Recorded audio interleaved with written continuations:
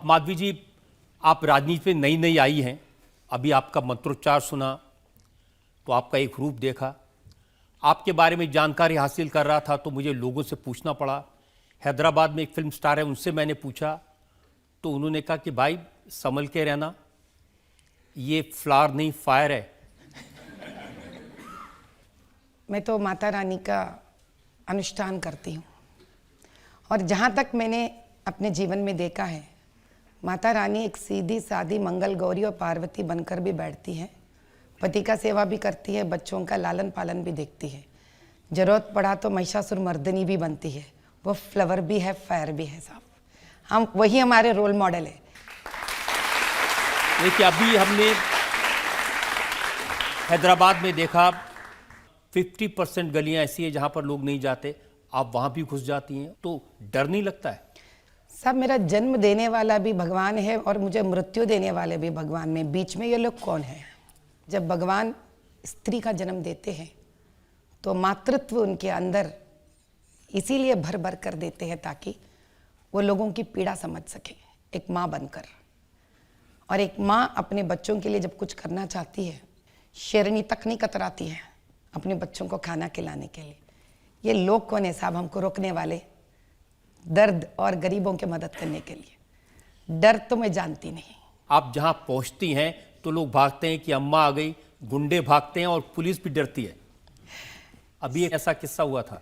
चंगी चरला बोलकर एक जगह है, दर्दनाक बात तो यह है, वहां पर 7 से लेकर 8 महिलाएं जब होली खेल रही थी, उनके ऊपर कुछ अत्याचार हुए थे। उन चंद नौजवान जो मस्जिद से नमाज पढ़कर बाहर आ रहे थे, उनके वजह से, और पत्थर फेंका और सर फूट गया उनका। ये मुझे सुनने आया। मैं निकल रही थी तो किसी मुझसे कहा, अम्मा ये तो आपके कॉन्स्टेंसी नहीं है।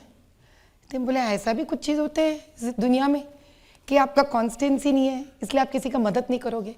मैं बोली, वो मेरे कौम की है, वो औरत है, मैं औरत हूँ, मैं जाऊँगी। इस बात को लेकर मैं जब निकल पड़ी, तकरीबन 3.5 किलोमीटर तक मेरा गाड़ी पहुँचा तो पुलिस मुझे रोक दिए। मुझे देखते ही सारे गाड़ियाँ निकल रहे थे, एकमात्र मेरे गाड़ी रोक दिए वो लोग। मैं पूछी, भाई ऐसा क्या है, आप मुझे क्यों रोके? तो वो लोग कहते, नहीं आप नहीं जा सकते हो। आप सुनिए, आप नहीं जा सकते हो। मैं बोली, ऐसा कहीं लिखा है? पर ऐसा क्या बात है जो मुझे नहीं जाने देते? तो मैंने बताया, ठीक है, 4 पहियों का गाड़ी तो आप रोक लिए, अभी 2 पहियों का गाड़ी तो आप नहीं रोक नहीं सकते। तो मैं निकल पड़ी रोड पे, मेरे साथ ही निकल पड़े। मेरे पीछे 10 पुलिस भागने लगे। मैं बोली, भागने दीजिए, थोड़ा चर्बी कम हो जाएगी, कुछ फ़र्क नहीं पड़ेगा। फिर बाद में बोले, अम्मा प्रणाम, अब गाड़ी लेके निकलो, क्योंकि रोड पे हमको चाहने वाले रुक गए थे तो डर गए थे लोग, और हमारा गाड़ी निकल गई, बैठ के हम आगे बढ़े। और जिस जगह पे ये चंगी चरला का हादसा हुआ था, हम अंदर जाना चाह रहे थे, बैरिकेड डाल दिए। मुझे देखते हैं फिर 15 पुलिस आ गए वहां पर। तो सामने से युवा आ रहे थे, थके कि कुछ कर नहीं पा रहे थे वो लोग। जैसे मुझे देखे, अरे अम्मा आ गई रे, द काइंड ऑफ वो लोग चिल्ला के, इतना हिम्मत है उनमें। तो पुलिस कह रहा था यहाँ कुछ नहीं बात कर सकते। तो एक नौजवान ने कहा मुझे देखकर, अरे वहां पे बात नहीं करना, यहाँ पे भी बात नहीं करना, कब तक चलेगा आपका जुल्म? मुझे देखकर उसका आवाज उठी है, बहुत अच्छा लगा, क्योंकि अगर मैं किसी का हिम्मत बन सकती हूँ सच को बाहर लाने के लिए। वहां जो गुंडे थे वो भागे, वो उन्होंने कहा कि साड़ी में डॉन आ गई। जो लोग आपकी तारीफ कर रहे थे वो कह रहे थे लेडी सिंघम आ गई।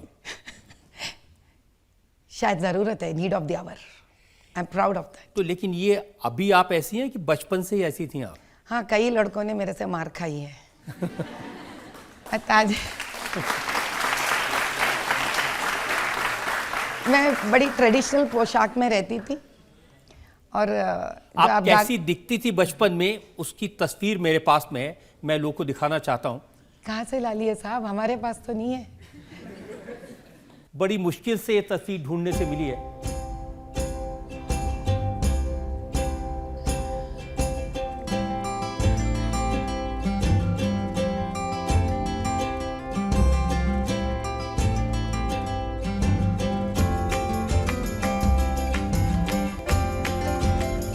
ये आपकी अलग अलग वक्त की तस्वीरें हैं। एनसीसी कैडेट थी तब की भी तस्वीर है, और बचपन की बिल्कुल छोटी थी तब की तस्वीर है।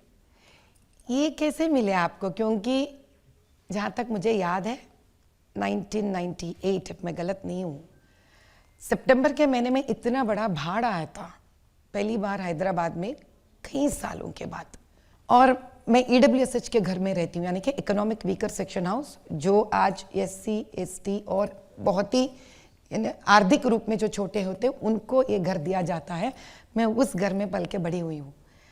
हमारा घर हैदराबाद ओल्ड सिटी कॉन्स्टिट्यूएंसी के याकतपुरा असेंबली कॉन्स्टिट्यूएंसी में संतोष नगर में रहता था, और हमारा घर 3 फीट नीचे होता है और रोड ऊपर से जाता है। और इतनी बारिश आ गई कि पूरा पानी घर के अंदर आ गया और मेरे कमर तक पानी आ गया था ऐसा। तो मेरे समझ में नहीं आया कि मेरे सारे फोटोज ऑलमोस्ट, मैं अभी तब मेरे हिसाब से मैं पोस्ट ग्रेजुएशन पढ़ रही थी, 15-20 एल्बम्स पूरे पानी में बह गए। मेरे पास एक फोटो नहीं है। रजत जी आप तो बड़े होशियार निकले, इतने सारे फोटोज पता नहीं कहाँ से ले लिए। आप मुझे भी एक कॉपी दे दीजिए, अच्छा लग रहा खुद को देखकर, क्योंकि मैं भूल गई थी वो माधवी कैसी दिखती है।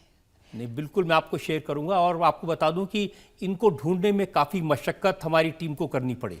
लेकिन ताजुब की बात तो ये है रजत साहब, आज भी कॉन्स्टेंसी वैसी है, आज भी कॉन्स्टेंसी वैसी है। मेरा उम्र, जो सबसे छोटा फोटोग्राफ आप दिखा है वहाँ पर, मैं 3 साल की हूँ और today almost I am 50 year old. कुछ नहीं बदला रजत साहब वहाँ पर। क्या नहीं बदला? अभी भी जब बारिश गिरता तो वही हालत है। आज भी EWSH से छोटे घरों में लोग रहते हैं और इतना सेक्युलर है वहाँ का राजनीति कि बेचारे मुसलमान भी इतने गरीब हैं जितने हिंदू हैं वहाँ पर। दाग देना चाहिए कि उन्होंने सेक्युलर रहना तो नहीं तोड़ा साहब, गरीबी में भी सेक्युलरिटी दिखा दी उन्होंने। दाग देना पड़ेगा इस बात को। आज भी वहाँ पे स्कूल्स नहीं है, आज भी वहाँ पे कॉलेजेस नहीं है, आज भी बच्चे डरते हैं मोहल्ले में चलने के लिए। तो क्या यादें हैं, कैसा माहौल, कैसा वातावरण होता था उस समय उस ओल्ड सिटी में? ज़्यादा दूर क्यों साहब, मैं खुद अपने घर के बारे में बात करती हूँ। मेरे घर के सामने जो रोड है, तो हम सब तो तब साइकिल पे चलने वाले थे। मेरे पिताजी को तो एक साइकिल था, वो छोटे से एक मिलिट्री इंजीनियरिंग सर्विस में स्टोर्स इंचार्ज थे। लेकिन जब भी कोई त्यौहार होता था, मुसलमान के रहने दीजिए या हिंदू के रहने दीजिए, लोग बड़ी मज़े में अपने त्यौहार मनाते थे। और पता नहीं, मैं बहुत छोटी थी इसलिए रोड बड़ा दिखता था, या सही में रोड बड़ा था काफ़ी। आज इतने सालों के बाद जब वही रोड में मैं निकल पड़ी तो रोड के ऊपर घर आ गए, और जिस मोहल्ले में 100 हिंदू थे, आज सिर्फ 5 हिंदू के घर हैं। हाँ, मैं मानती हूँ कि मैं 1990s में 80s में जो कम्युनल राइट्स हुए थे, रात भर हमको डर लगता था कि मैं बहुत छोटी थी और घर के हर एक आदमी पुरुष जो भी बड़े हैं, एक डंडा लेकर उनको पहरी मारना पड़ता है, और घर के औरत को मिर्ची हाथ में लेकर पोटली बनाकर तैयार रखना पड़ता था। अब पूछिए क्यों? पता नहीं, आधी रात को कौन एक अलग जगह से आ गए 10-15 लोग और सर फोड़ देंगे। तो कोई भी आवाज़ से एकदम चौंक के उड़ जाती थी। इतने सालों के बाद सच्चाई तो ये है, तब कम्युनल राइट्स होते थे, अब पॉलिटिकल राइट्स हो रहे हैं। फर्क कुछ नहीं रहा। लेकिन माधवी जी, हम तो हैदराबाद को जानते हैं IT सिटी के तौर पे, दुनिया में इसका नाम है। जिस हैदराबाद के बारे में आप बात कर रहे हैं वो तेलंगाना राष्ट्र का कैपिटल सिटी है, और जिस हैदराबाद के बारे में मैं बात कर रही हूँ, बदनसीबी तो ये है कि वो लोकसभा पार्लियामेंट कॉन्स्टिट्यूएंसी है, जिसके दरमियान 7 असेंबली कॉन्स्टिट्यूएंसीज आते हैं। NASSCOM ने पिछले साल बताया है कि तकरीबन 3 लाख नए IT जॉब्स पूरा देश भर में भर्ती होते हैं, जिसमें से ऑलमोस्ट 1,20,000 नौकरियां सिर्फ तेलंगाना के राजधानी हैदराबाद में भर्ती होते हैं।